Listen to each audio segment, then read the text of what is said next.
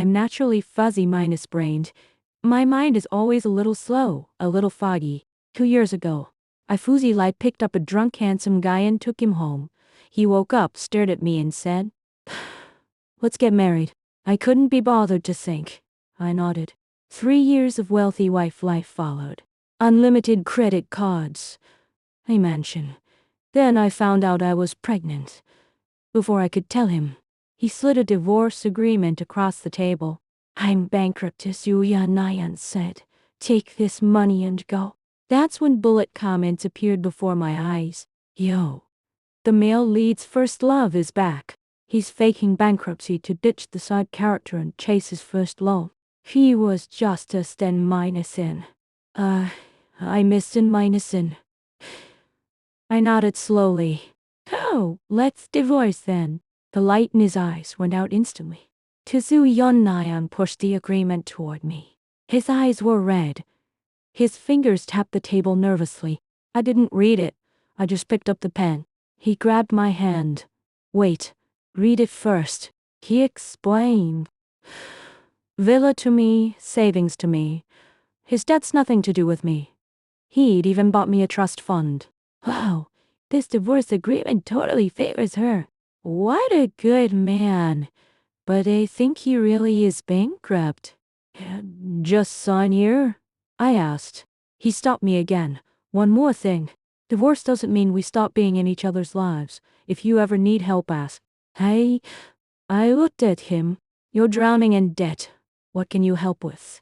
He had no answer. I thought about 3 years of him texting me goodnight, remembering my favorite desserts, leaving the entry light on for me. My heart softened. If you really end up starving, come find me. I'll support you. So Hyunyeon's head shot up. His eyes went redder. "Okay," he whispered. He said he found construction work. Good pay.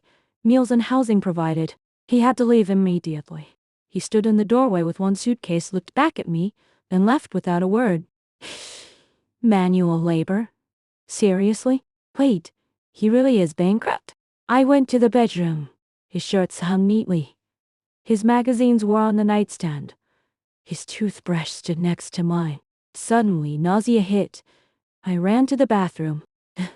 When I recovered, I remembered I forgot to tell him I was pregnant. The comments went wild. "The first love is here, at the villa." I went to the window. A woman in a white dress stood at the gate. I opened the door. Song King-yin looked me up and down. "You're Zhu Yun Neon's wife." "No, ex-wife." I yawned. "Who are you?" She introduced herself. Implied she grew up with him. That he was drunk 3 years ago because she went abroad. That now she was back. Of course he was divorcing me. You took out a high school photo of them together. He never loved you. You are just a replacement. I looked at the photo. He was chubbier back then. Cuter. She froze. "Thanks for showing me. Can I keep this? Is that the point?" The first love is speechless. "He's moving into my house," she said coldly. "That's why he left you the villa." I tilted my head. "Oh good. He won't have to sleep at the work site. Manual labor is exhausting." She left, saying, "People like you deserve to be dumped." I closed the door and slid down it. Not that I wasn't sad. My sadness just came slower. I touched my stomach. "Baby, your dad seems to be going to be someone else's dad." I picked up my phone to text him about the pregnancy. Comments scrolled by. "He's really doing manual labor. His hands are blistered. But first I've got his address and is driving there now." I stared at the comments. Forgot what I was doing.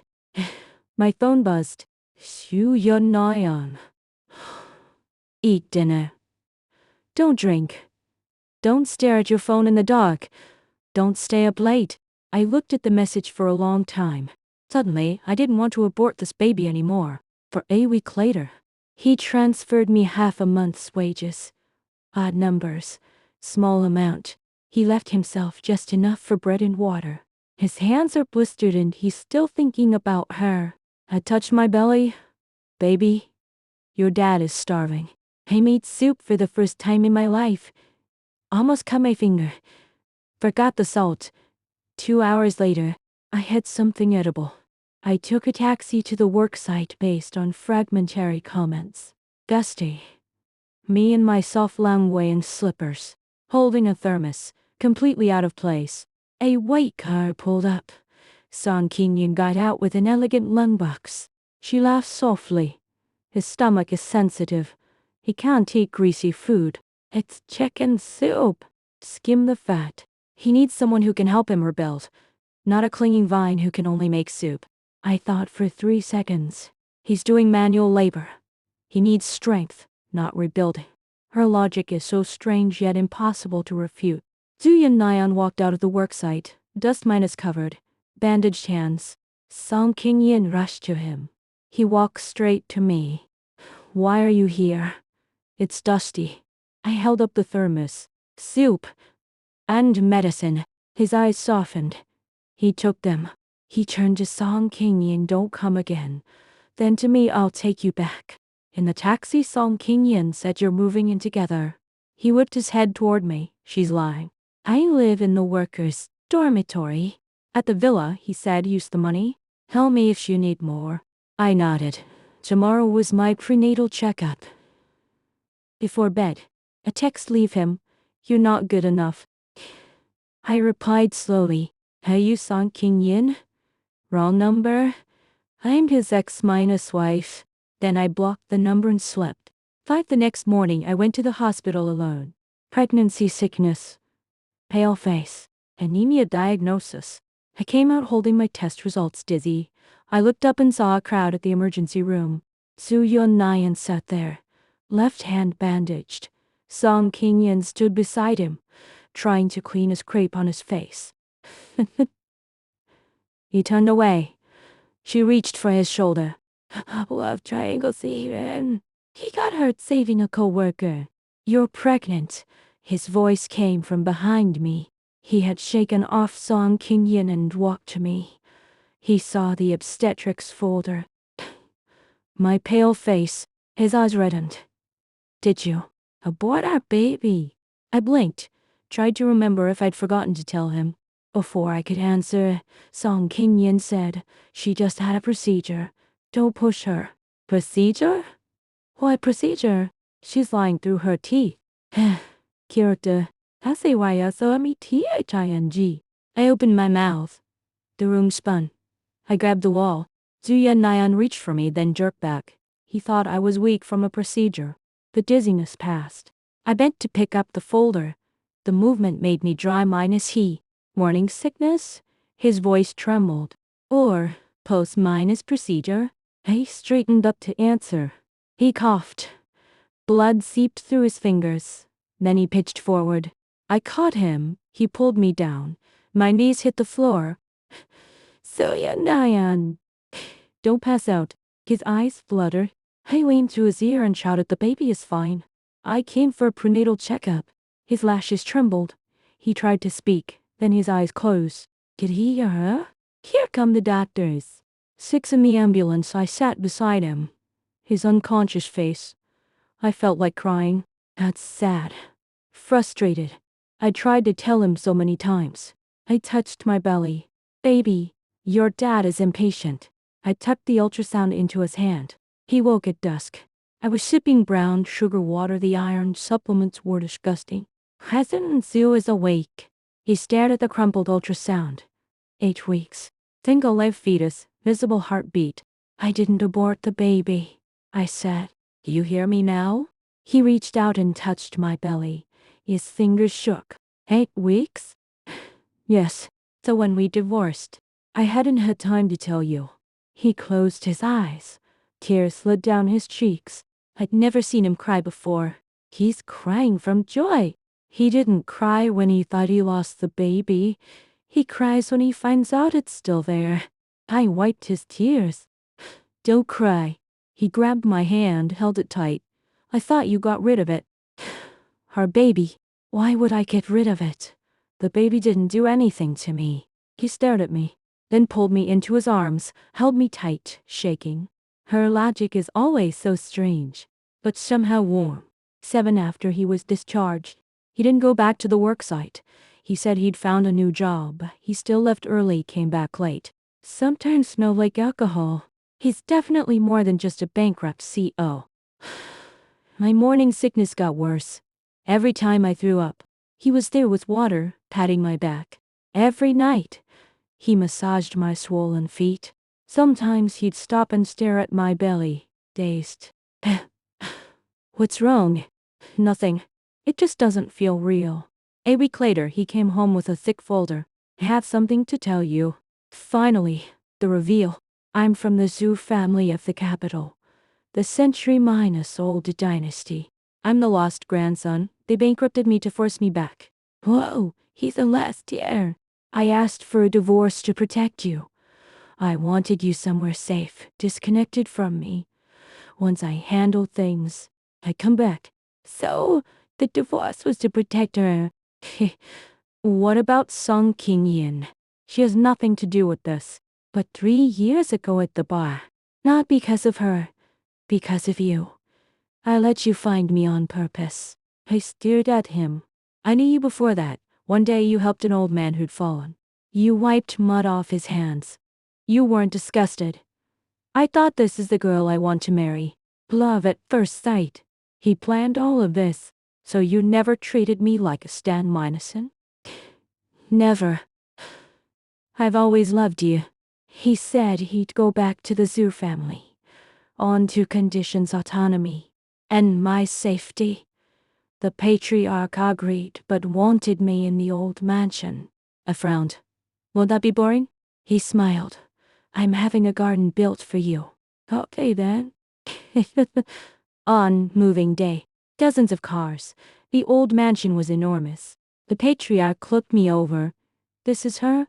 Zhu Yunnayan stepped in front of me. I tugged his sleeve. Is there food? I'm hungry. The whole hall went quiet. Announcing you're hungry at a family recognition ceremony. But pregnant women do get hungry. He smiled. Yes. He took my hand and led me through the staring eyes. The courtyard had flowers. A greenhouse. My favorite bedding. My skincare brands. Even my slippers. When did you prepare this? Right after the divorce. You planned to bring me back even then? He knelt to help me with my slippers. I never planned to let you go. In the first month, Zhu Yunnayan took control of the Zhu group. The family members who'd looked down on him were brought to heel, but he never talked about work at home. He came back for dinner, massaged my feet, watched TV with me. If I fell asleep on the sofa, I'd wake up in bed with him beside me. Paperwork by dim light. Outside, unstoppable President Zhu. At home, a wife slave. I love this. Song Qingyin came one afternoon. I was in the garden, eating strawberries flown in from France. She stood over me. You must be very pleased, living here. Pregnant. Mrs. Zhu, I eat another strawberry. He doesn't love you, she said. He's just grateful because you saved him. He told me everything I said. The bar, the old man on the street. He loved me before we even met. Her face went pale. Also, I added, he said to tell you he never loved you. Not even a little. Damn. Side character finally strikes back. She's not so fuzzy-brained after all. Song Qingyin left in tears. Zhu Yunnayan came home early that day. He knelt in front of me. I heard what you said to her. Good. I love you, he said. Only you. Always. He took out a ring. Bigger than the last one. Marry me again, properly this time. I looked at the ring. His red eyes, his hopeful, terrified face. Are you going to divorce me again? Never. Okay then. He slid the ring on my finger. Then he cried. He's crying again. This man, I swear. 8 months later, I was in labor. Zhu Yunnayan was with me. My contractions were so painful, I wanted to rip his head off. He let me crush his hand without a word. He just kept saying, breathe, follow me. The first cry, a boy. Then another cry, a girl. Twins. Twins. President Zhu won the lottery. He held both babies. His hands shook. Tears ran down his face. I looked at him. Weakly, don't cry. The babies will think you're the one who gave birth. He laughed. He kissed my forehead. Thank you. For keeping them. For staying. After I recovered, Zhu Nyan became the official head of Zoo Group. In months, he doubled the company's value. But every day he still came home to me and the babies. One afternoon, the twins were in their crib babbling. I leaned against it watching them. I thought about the drunken night, the fuzzy decision, the strange marriage. I said to the babies, I think we kind of accidentally kept your dad forever. They just waved their little hands and smiled. Footsteps behind me. Zhu Yunnayan wrapped his arms around me. What were you telling them? Bad things about you. He laughed. He kissed my head. Sunlight streamed through the window. The four of us, warm, bright, just right. The last comment